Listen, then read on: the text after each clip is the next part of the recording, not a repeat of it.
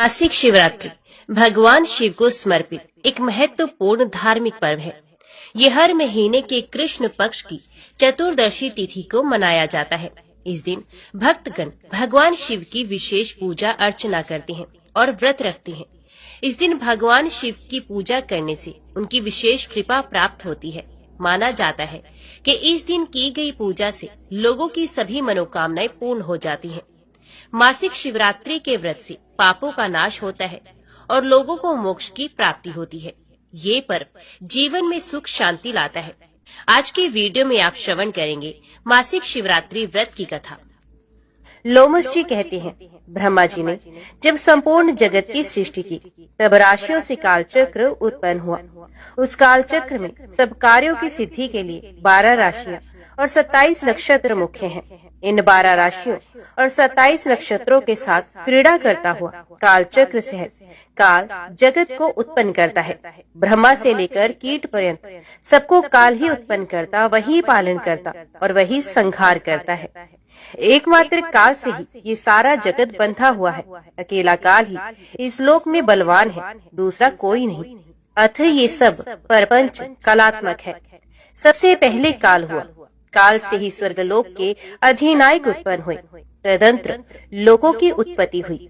उसके बाद त्रुटि हुई। त्रुटि से लव हुआ। लव से क्षण हुआ। क्षण से निमिष हुआ, जो प्राणियों में निरंतर देखा जाता है। 60 निमिष का एक पल कहा जाता है।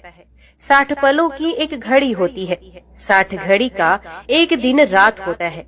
15 दिन रात का एक पक्ष माना जाता है। 2 पक्ष का एक मास और 12 महीनों का एक वर्ष होता है। काल को जानने की इच्छा रखने वाले बुद्धिमान पुरुषों को इन सब बातों का ज्ञान रखना चाहिए। प्रतिपदा से लेकर पूर्णमासी तक पक्ष पूरा होता है। उस दिन पक्ष पूरा होने के कारण ही उसे पूर्णिमा कहते हैं। जिस तिथि को पूर्ण चंद्रमा का उदय होता है वे पूर्णमासी देवताओं को प्रिय है, तथा जिस तिथि को चंद्रमा लुप्त हो जाते हैं उसे विद्वानों ने अमावस्या कहा है। अग्निश्वास आदि पितरों को वे अधिक प्रिय है। ये 30 दिन पुण्य काल से संयुक्त होते हैं। इनमें जो विशेषता है उसे आप लोग सुने। योगों में व्यतिपात, नक्षत्रों में श्रवण, तिथियों में अमावस्या और पूर्णिमा तथा संक्रांति काल, ये सब दान क्रम में पवित्र माने गए हैं। भगवान शंकर को अष्टमी प्रिय है, गणेश जी को चतुर्थी, नागराज को पंचमी, कुमार कार्तिकेय को षष्ठी, सूर्य देव को सप्तमी, दुर्गा जी को नवमी, ब्रह्मा जी को दशमी, रुद्रदेव को एकादशी, भगवान विष्णु को द्वादशी, कामदेव को त्रयोदशी तथा भगवान शंकर को चतुर्दशी विशेष प्रिय है। कृष्ण पक्ष में जो चतुर्दशी अर्धरात्रि व्यापनी हो उसमें सबको उपवास करना चाहिए। वे भगवान शिव का सायुज्य प्रदान करने वाली है। वही शिवरात्रि के नाम से विख्यात है। वह सब पापों का नाश करने वाली है। इसी विषय में एक प्राचीन इतिहास का उदाहरण दिया करते हैं। पूर्व काल में एक विधवा ब्राह्मणी थी जिसकी प्रकृति बड़ी चंचल थी। वे कामभोग में आसक्त रहती थी। अतः किसी कामी चांडाल के साथ उसका संबंध हो गया। उसके गर्भ से दुरात्मा चांडाल की एक पुत्र हुआ जिसका नाम दुस्सह था। दुस्सह बड़ा ही दुष्ट आत्मा था।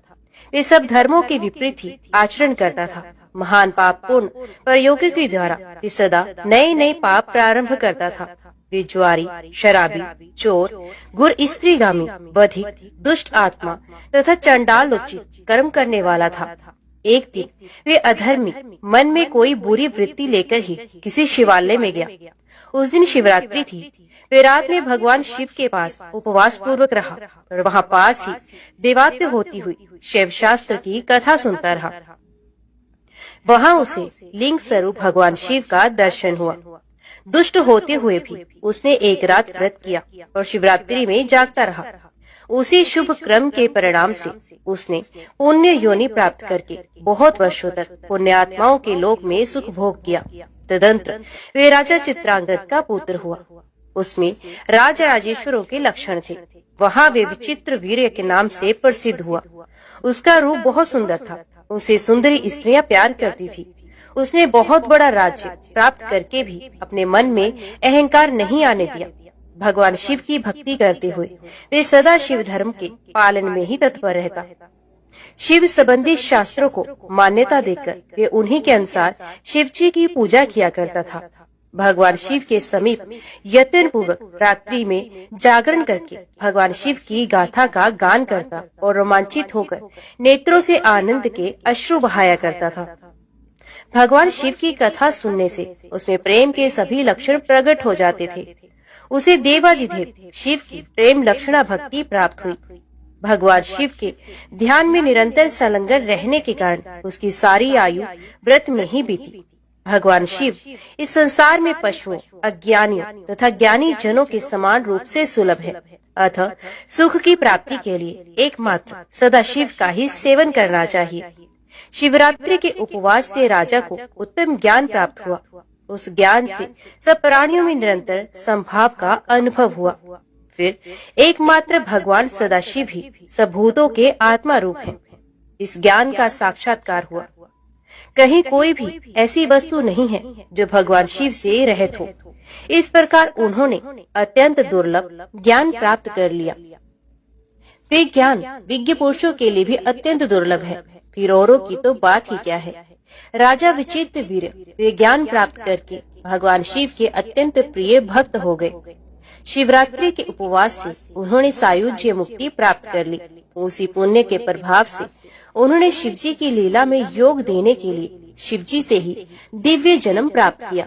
दक्ष कन्या सती से जब शिवजी का वियोग हुआ तब उनके जटा फटकारने से शब्द से उन्हीं के मस्तक से जो वीरभद्र नामक वीर उत्पन्न हुआ, वे राजा विचित्र वीर ही है।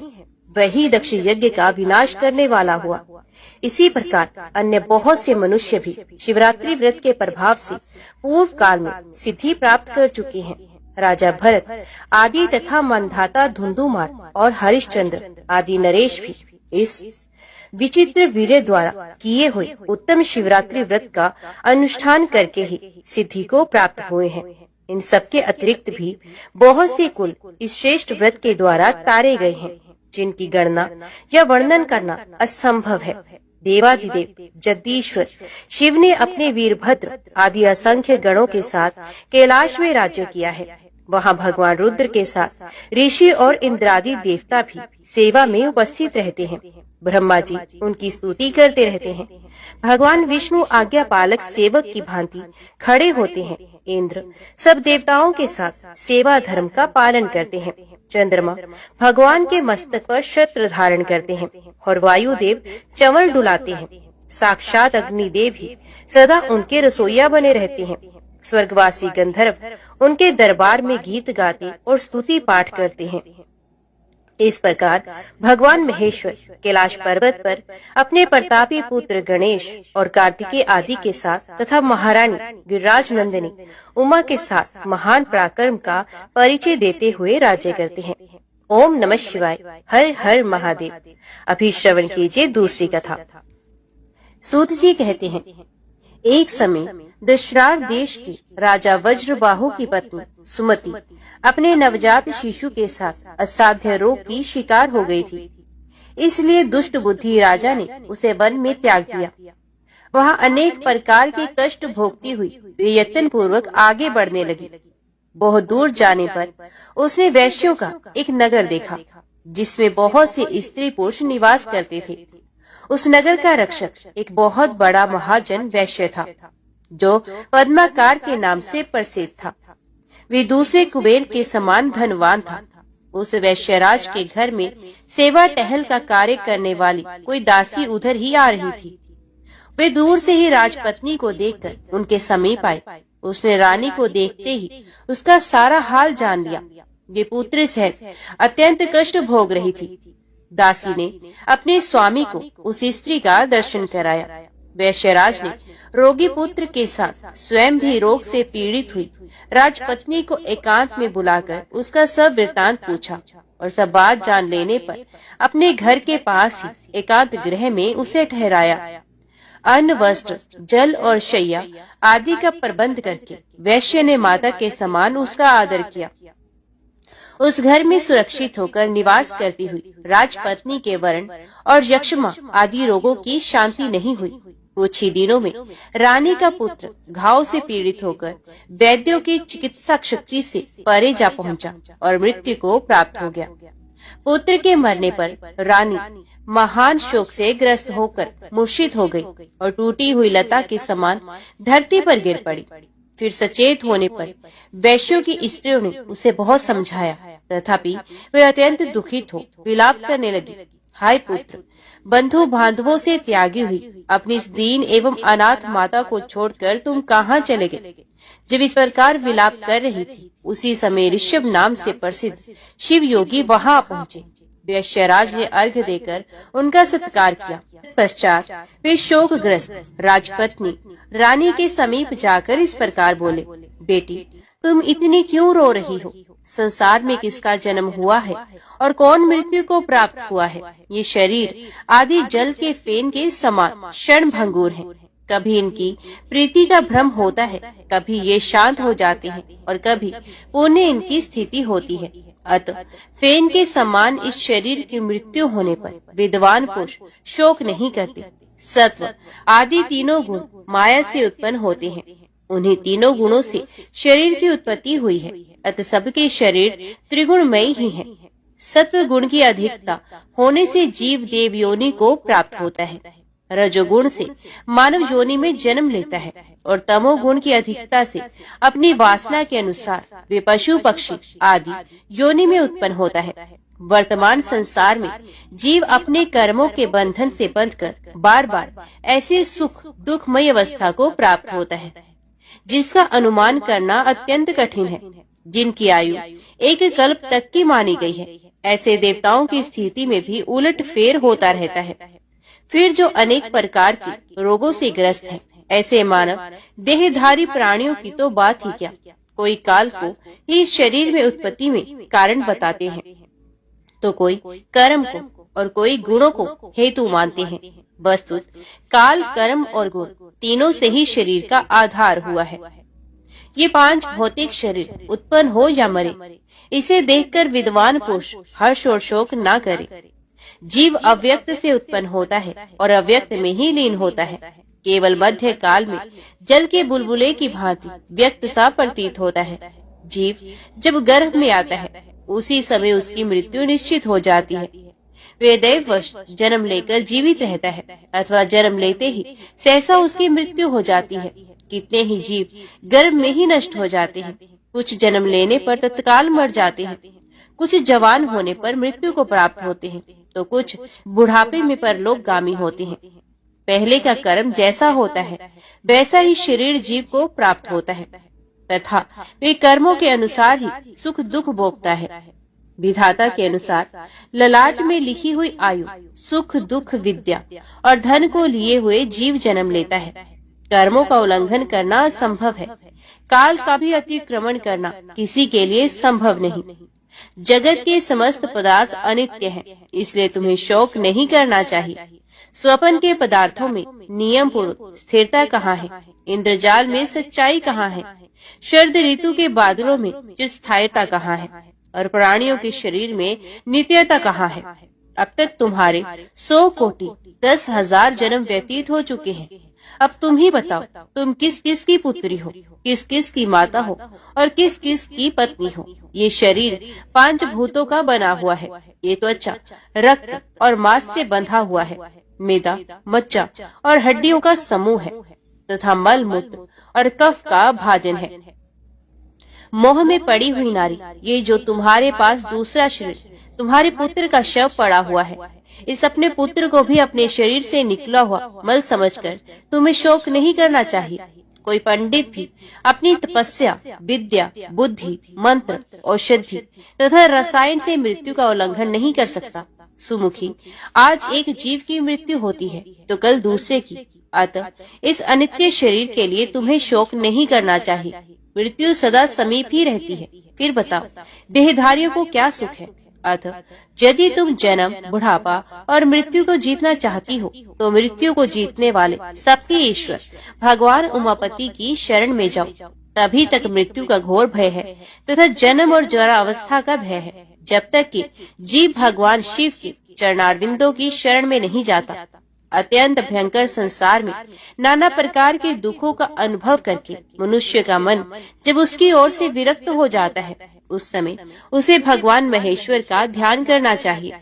जो मन से भगवान शिव के ध्यान रूपी रसामृत का पान करता है, उस पुरुष को फिर संसार की विषय रूपी मदिरा को पीने की तृष्णा नहीं होती है। जब सब प्रकार की आसक्तियों से छूटा हुआ मन वैराग्य के अधीन हो भगवान शिव के चरणों के चिंतन में मगन हो जाता है, तब मनुष्य का इस संसार में फिर जन्म नहीं होता है। भद्रे, ये मन भगवान शिव के ध्यान का एकमात्र साधन है। उसे शोक और मोह में ना डुबाओ, शिव जी का भजन करो। इस प्रकार शिव योगी ने अनून्य पूर्वक जब रानी को समझाया, तब उसने उन्हीं को गुरु मानकर उनके चरण कमलों में प्रणाम करके कहा, भगवत, जिसका एकमात्र पुत्र मर गया हो, जिसे प्रिय बंधुओं ने त्याग दिया हो तथा जो महान रोग से अत्यंत पीड़ित रहती हो, ऐसी मुझ अभागिनी के लिए मृत्यु के सिवा दूसरा कोई कौन गति है।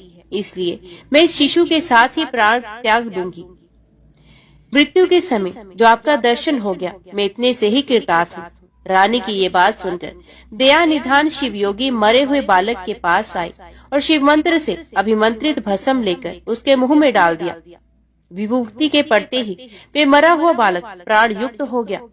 प्राण लौट आने पर बालक ने आंखें खोल दी।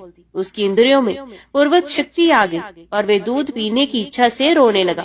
तब नेत्रों से आनंद के आंसू बहाती हुई रानी ने झपट कर बालक को गोद में उठा लिया और उसे छाती से चिपकाकर वे अपूर्व आनंद में डूब गई।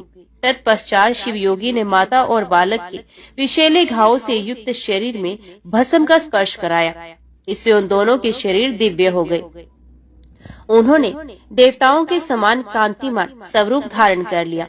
तत्पश्चात ईश्वर ने रानी से कहा, बेटी, तुम दीर्घ काल तक जीवित रहो। जब तक इस संसार में जीवित रहोगी, तब तक वृद्धावस्था तुम्हारा स्पर्श नहीं कर सकेगी। साध्वी, तुम्हारा ये पुत्र लोक में भद्रायु नाम से विख्यात होगा और अपना राज्य प्राप्त कर लेगा। तब तक तुम इन्हीं वैश्यराज के घर में निवास करो, जब तक कि तुम्हारा पुत्र पूर्ण विद्वान ना हो जाए। इस प्रकार ऋषभ योगी ने भस्म की शक्ति से मरे हुए राजकुमार को जीवित करके अपने अभीष्ट स्थान को प्रस्थान किया। भद्रायु उन्हीं वैश्यराज के घर में क्रमश बढ़ने लगा। वैश्य के भी शून्य नामक एक पुत्र था, जो राजकुमार का सखा हुआ। राजकुमार और वैश्य कुमार दोनों परस्पर बड़ा स्नेह रखते थे। वैश्यराज ने विद्वान ब्राह्मणों के द्वारा राजकुमार और अपने पुत्र का भी संस्कार विस्तार पूर्वक करवाया। समय आने पर उपनयन संस्कार हो जाने के पश्चात दोनों बालकों ने गुरु सेवा में तत्पर हो विनय पूर्वक संपूर्ण विद्याओं का संग्रह किया। तदंतर जब राजकुमार का 16वां वर्ष लगा, तब वे ऋषभ योगी पुण्य वैश्यराज के घर आए। रानी और राजकुमार ने बड़े हर्ष के साथ उनका बार बार प्रणाम करके उनकी यथायोग्य पूजा की। उन दोनों से पूजित होने पर योगीश्वर शिव योगी ने कहा, बेटा, तुम कुशल से तो हो ना? तुम्हारी माता को भी कोई कष्ट तो नहीं है ना? क्या तुमने सब विद्याओं का अध्ययन कर लिया?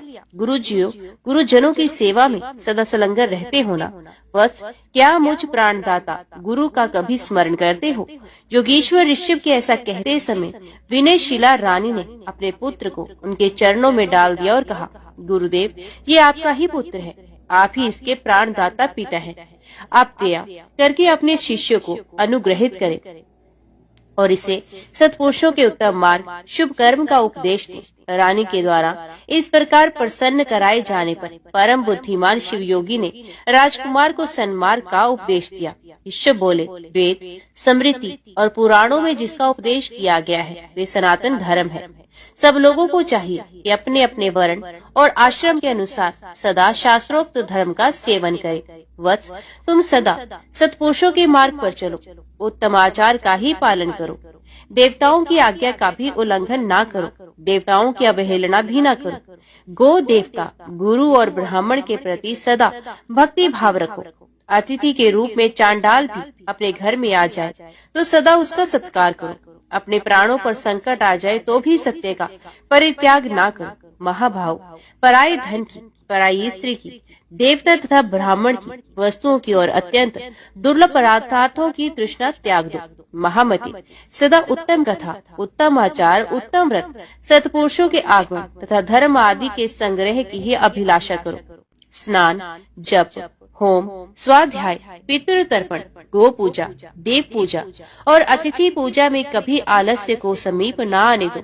क्रोध, द्वेष, भय, छठता, चुगली, अनुचित आग्रह, कुटिलता, दंभ और उद्वेग का यत्न पूर्वक त्याग करो। अकारण वैर, व्यर्थ की बकवाद और दूसरों की निंदा छोड़ दो। मृग्या, कृतक्रिया, मद्यपान, स्त्री लंपटपोष, इन सब के संग का परित्याग करो। अधिक भोजन, अधिक परिश्रम, अधिक बातचीत और अधिक खेलकूद तथा क्रीड़ा विलास को सदा के लिए छोड़ दो। अधिक विद्या, अधिक श्रद्धा, अधिक पुण्य, अधिक स्मरण, अधिक उत्साह, अधिक प्रसिद्धि और अधिक धैर्य जैसे भी प्राप्त हो उसके लिए सदा चेष्टा करो। अपनी ही पत्नी के प्रति सकाम बनो, अपने शत्रुओं पर ही क्रोध करो, पुण्य राशि के संग्रह के लिए ही लोभ करो, पापचारियों के प्रति ही दोष दृष्टि रखो, पाखंडियों के प्रति द्वेष तथा साधु पुरुषों के प्रति राग रखो। बुरी सलाह को समझाने में और ग्रहण करने में मूर्ख बने रहो। चुगलों की बातें अनसुनी करने के लिए बहरे हो जाओ। धूर्त, अत्यंत क्रोधी, शठ, क्रूर, शली, चंचल, दुष्ट, पतित, नास्तिक और कुटिल मनुष्य को दूर से ही त्याग दो। अपनी प्रशंसा ना करो, दूसरों की चेष्टाओं और इशारों को समझो। धन और कुटुंब में अधिक आसक्ति ना रखो। पतिव्रता पत्नी, माता, ससुर, साधु पुरुष और गुरु के वचनों में सदा विश्वास करो। अपनी रक्षा में तत्पर होकर सदा सावधान रहो। उत्तम व्रत का पालन करो।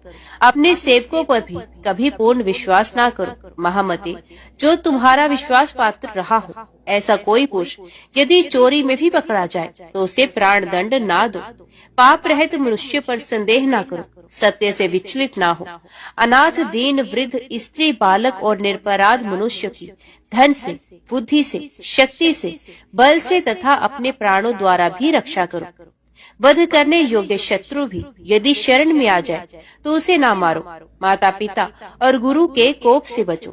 धन का व्यय, पुत्रों तथा ब्राह्मणों का अपराध सहन करो। जिस प्रकार ब्राह्मण प्रसन्न हो वैसा उनका हित करो, क्योंकि श्रेष्ठ द्विज संकट में पड़े हुए राजा को उस संकट से उद्धार करते हैं। आयु, यश, बल, सुख, धन, पुण्य और प्रजाजनों की उन्नति, ये सब जिस सत्कर्म से संभव हो उसका सदा सेवन करना चाहिए। देश, काल, शक्ति, कर्तव्य, अकर्तव्य का भली भांति विचार करके सदा यत्न पूर्वक कर्म करो। स्वयं किसी को बाधा ना पहुंचाओ। दूसरों की बाधा का निवारण करो। उत्तम नीति और शक्ति से चोरों तथा दुष्टों का दमन करो। स्नान, जप, होम, देव पूजा तथा श्राद्ध क्रम में उतावली ना करो। नींद लेने और भोजन में शीघ्रता करो। उदारता युक्त, शर्ता रहित, सत्य, मनुष्यों के मन को प्रिय लगने वाली तथा थोड़े से अक्षर और अधिक अर्थ वाली बात बोलो। कहीं भी भय न करो। शत्रुओं और विपत्तियों में पड़कर भी निडर बने रहो। ब्राह्मण कुल, गुरु की आज्ञा तथा पाप चारण से डरो। कुटुंबी जनों, भाई बंधुओं, ब्राह्मणों, पत्नियों, पुत्रों तथा भोजन की पंक्तियों में समता पूर्ण बर्ताव करो। सत्पुरुषों के हितकारक उपदेशों, पुण्य कथाओं, विद्या गोष्ठियों तथा धर्म चर्चाओं में कभी मुंह न मोड़ो। जल के निकट सर्वत्र विख्यात ब्राह्मणों के निवास से युक्त परम पवित्र तथा कल्याण में प्रशस्त स्थान में सदा निवास करो। जहाँ कुलटाएं और वैश्य रहती हूँ, जहाँ काम क्लप्त पुरुषों का निवास हो, ऐसे नीच जनसेवित दूषित स्थान में तुम कभी निवास ना करो। त्रिभुवन के स्वामी एकमात्र भगवान शिव की शरण लेकर भी तुम सभी देवताओं की यथा समय उपासना करते रहो और उनके दिनों तत्संबंधी तिथियों का भी स्मादर करो। वत्स, तुम सदा पवित्र, सदा दक्ष, सदा शांत, सदा स्थिर, सदा काम, क्रोध, लोभ, मोह, मद और मात्सर्य, इन 6 शत्रु को जीतने वाले तथा सदा एकांतवासी बनो। वेद वेता ब्राह्मण, नियमों से प्रकाशित होने वाले शांत सन्यासी, पुण्य वृक्ष, पुण्य नदी, पुण्य तीर्थ, महासरोवर, धेनु, वृषभ, पतिव्रता स्त्री तथा अपने घर के देवताओं को उनके पास जाते ही सहसा नमस्कार करो। ब्रह्म मुहूर्त में उठकर भली भांति आचमन करके तुम पहले अपने गुरु जी को प्रणाम करो।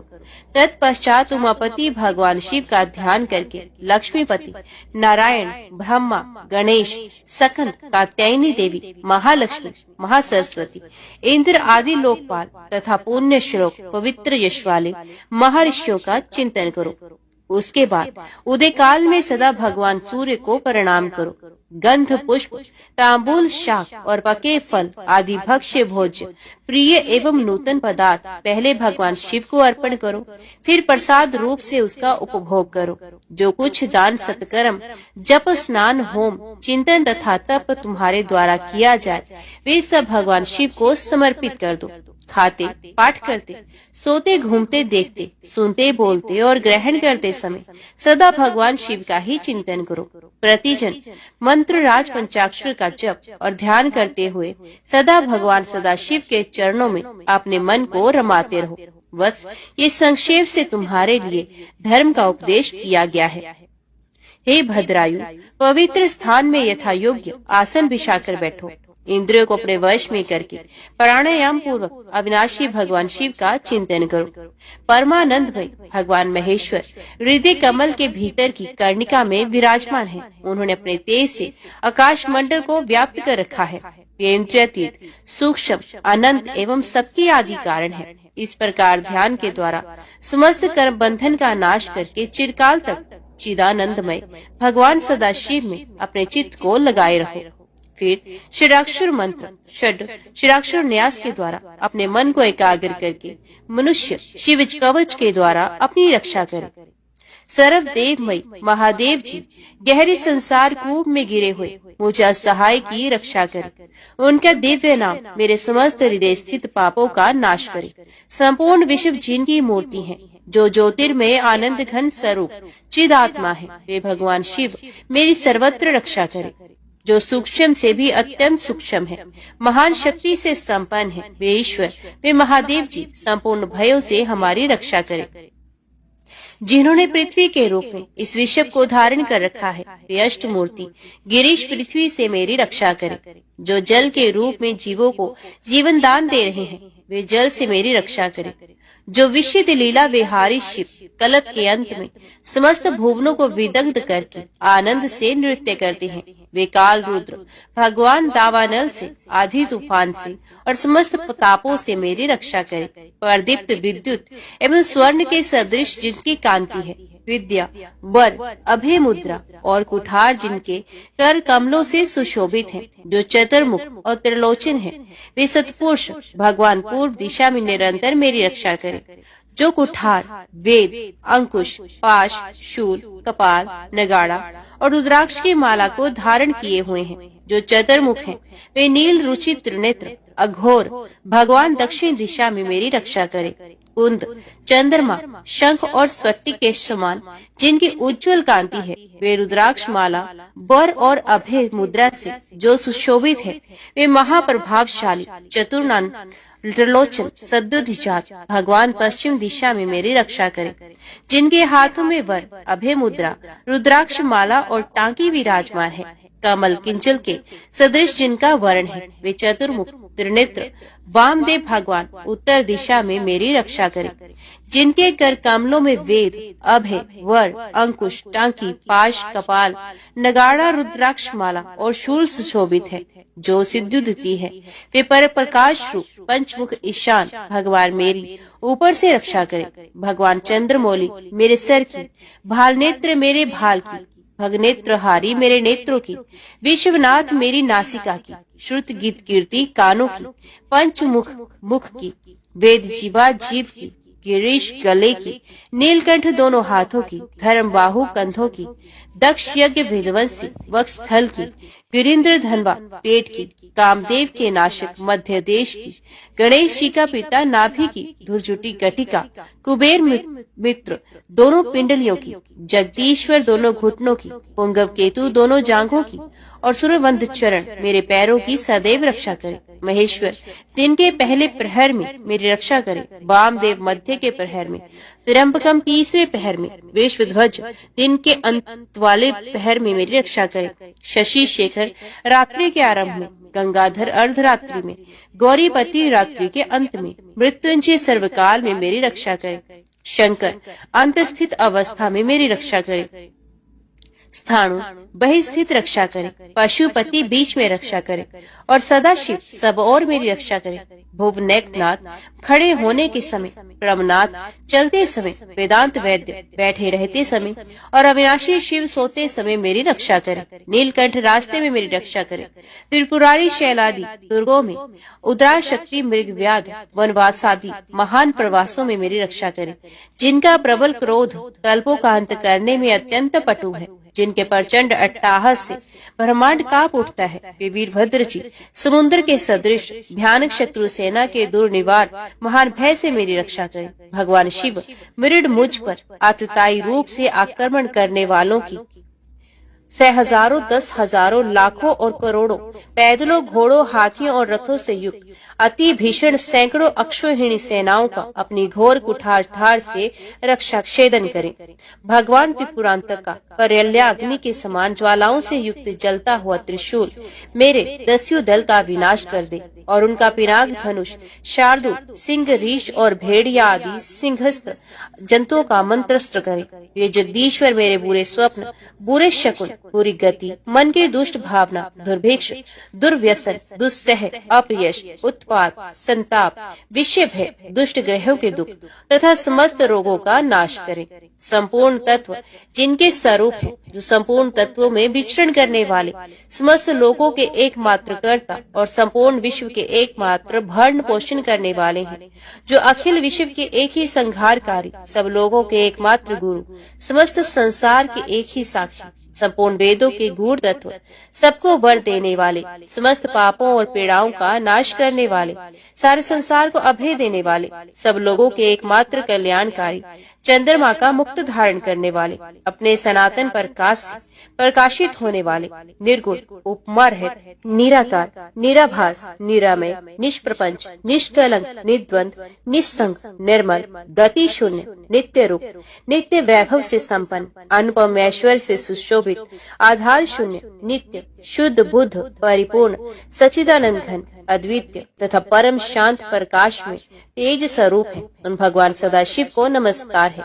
हे महारुद्र, हे महारुद्र, भद्रावतार, तुक्तावग्नि विदारण, महाभैरव, काल भैरव, कल्पांत भैरव, कपाल मालाधारी, हे खटवांग, खड़ग ढाल पाश, अंकुश डमरू, शूल धनुष बाण, गदा शक्ति बिंधीपाल, तोमर मुशल मुदगर, पट्टिश परिग परिग, भूषंडी, परशु, शतघनी और चक्र आदि आयुधों के द्वारा भयंकर हजारों हाथों वाली, हे मुख दृष्टकाल, विकट अट्टाहस, विस्वारित, ब्रह्मांड मंडल, नागेंद्र कुंडल, नागेंद्र वल्य, नागेंद्र चिरमधर, मृत्युंजय, त्र्यंबक, त्रिपुरांतक, विरूपाक्ष, विश्वेश्वर, विश्वरूप, विश्ववाहन, विधुभूषण और विश्वतोमुक्त, आपकी जय हो, आपकी जय हो। आप मेरी रक्षा कीजिए, रक्षा कीजिए।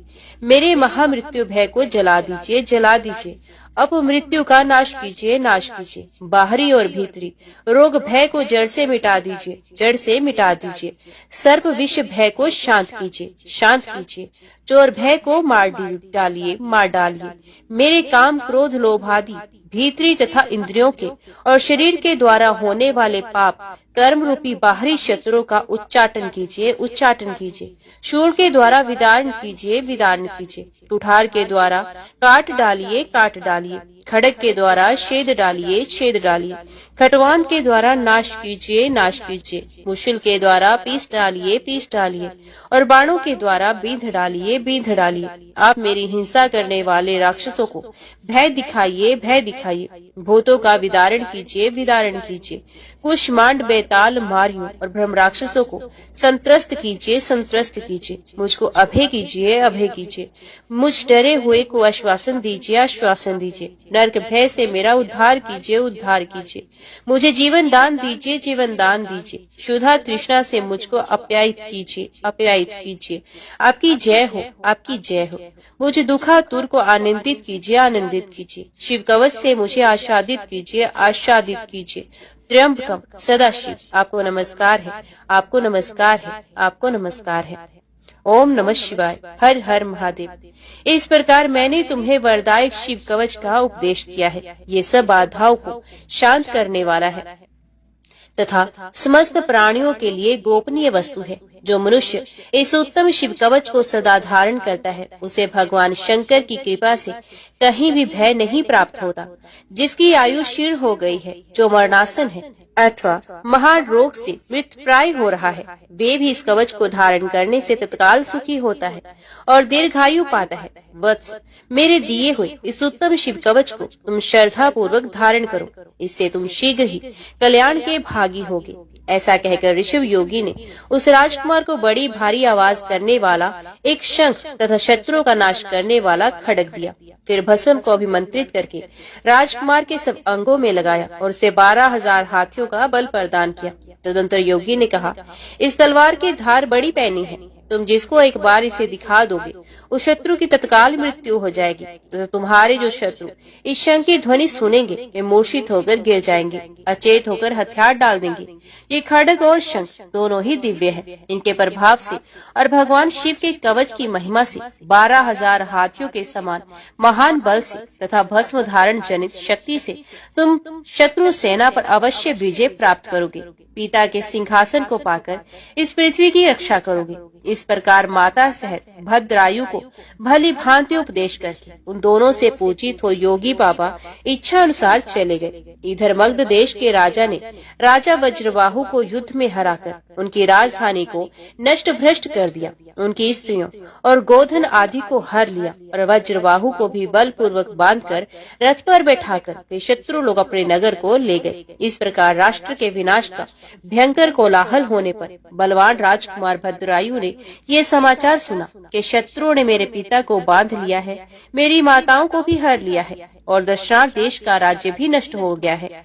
ये सुनकर राजकुमार भद्रायु सिंह की भांति गर्जना करने लगा। उसने शंख और खड्ग ले लिए, कवच पहना और घोड़े पर सवार हो वे शत्रु को जीतने की इच्छा से बड़े वेग से उस स्थान पर आया जहाँ मगध सेना भरी हुई थी। राजकुमार शीघ्र ही शत्रुओं की सेना में घुस गया और धनुष को कान तक खींचकर बाणों की वर्षा करने लगा। राजपुत्र के बाणों की मार खाकर शत्रु भी उस पर टूट पड़े और बड़े वेग से भयंकर बाणों द्वारा उसे घायल करने लगे। युद्धोन्मत्त शत्रु के अस्त्र शस्त्रों की वर्षा से आहत होकर भी धीर वीर राजकुमार रणभूमि में विचलित नहीं हुआ। ये शिव कवच से पूर्ण सुरक्षित था। मगध सैनिकों की अस्त्र वर्षा का सामना करते हुए भी वीरवर भद्रायु ने शत्रु सेना में प्रवेश करके बहुत से रथों, हाथियों और पैदल सैनिकों को शीघ्रतापूर्वक मार गिराया। रणभूमि में ही एक रथी को साथी सहित मारकर राजकुमार ने उस रथ पर अधिकार कर लिया और अपने मित्र वैश्य कुमार को सारथी बनाकर युद्ध में विचरण करने लगा। ऐसा जान पड़ता था मानो मृगों के झुंड में कोई सिंह भ्रमण कर रहा है। तब शत्रु सेना ने सभी बलवान सेनापति अपने धनुष उठाए, क्रोध में भरकर केवल उसी की ओर दौड़ पड़े। ये देख राजकुमार भद्रायु उन आक्रमणकारियों के सामने अपना भयंकर खड्ग उठाए उन्हें अपना पराक्रम दिखलाने के लिए आगे बढ़ा। चमकती हुई विकराल तलवार को देखते ही सब सेनापति सहसा उसके प्रभाव से प्रतिहत हो प्राणों से हाथ धो बैठे। उस रणभूमि में जो सैनिक उस चमचमाती हुई तलवार को देख लेते थे उन सबकी तत्काल मृत्यु हो जाती थी। तदंतर भद्रायु ने शत्रु की संपूर्ण सेना का नाश करके अतिशय गर्जना करने वाले उस महाशंख को बजाया। तो शंख ध्वनि के सुनते ही सब शत्रु मूर्छित होकर पृथ्वी पर गिर पड़े। अचेत होकर पृथ्वी पर पड़े हुए शास्त्रहीन सैनिकों को मृत्यु तुल्य मानकर धर्मशास्त्र के ज्ञाता राजकुमार ने उनका वध नहीं किया। अपने बंधे हुए पिता को बंधन मुक्त करके शत्रु के वश में पड़ी हुई अपनी माताओं को भी राजकुमार ने छुड़वा लिया। इसी प्रकार मुख्य मंत्रियों तथा अन्य पूर्ववासियों की स्त्रियां, बालकों और कन्याओं को गोधन आदि सहित शत्रु के भय से मुक्त करके उन सबको धैर्य बंधाया। तत्पश्चात राजकुमार ने नगर के राजा, मंत्री तथा मुख्य अधिकारियों और सेनापतियों को कैद करके बलपूर्वक अपनी पुरी में प्रवेश किया। पहले युद्ध में जो लोग चारों दिशाओं में भाग गए थे, वे सब विश्वस्त होकर लौट आए और राजकुमार का पराक्रम देखकर सबके मन में बड़ा विस्मय हुआ। सब लोग सोचने लगे, अहो, ये कोई योग सिद्ध अथवा तप सिद्ध पुरुष है या कोई देवता है, क्योंकि इसने जो महान कर्म किया है ये मनुष्य की शक्ति से परे है। इस अनंत शक्तिधारी वीर ने 9 अक्षौहिणी सेना को परास्त किया है। इसी समय भद्रायु के पिता वज्रबाहु विस्मय और आह्लाद में डूबे हुए तथा नेत्रों से आनंद के आंसू बहाते हुए उनके सामने आए। राजकुमार ने प्रेम से विवल होकर पिता को प्रणाम किया। तब राजा ने पूछा, महामते, तुम कौन हो?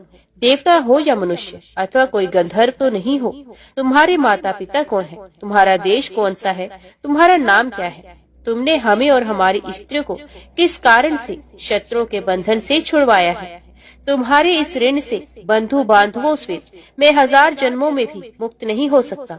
इन पुत्रों, इन पत्नियों तथा इस राज्य और नगर को छोड़कर मेरा चित्त तुम्ही में प्रेम पूर्वक बंधा हुआ है। भद्रायु बोला, राजन, ये मेरा सखा वैश्य पुत्र है। इसका नाम सुनय है। मैं इसी के सुंदर गृह में अपनी माता के साथ निवास करता हूँ। मेरा नाम भद्रायु है। मैं अपनी वृत्तांत पीछे आपको बताऊंगा। इस समय आप स्त्रियों और मित्र जनों के साथ नगर में प्रवेश कीजिए और शत्रुओं का भय छोड़कर सुख से रहिए।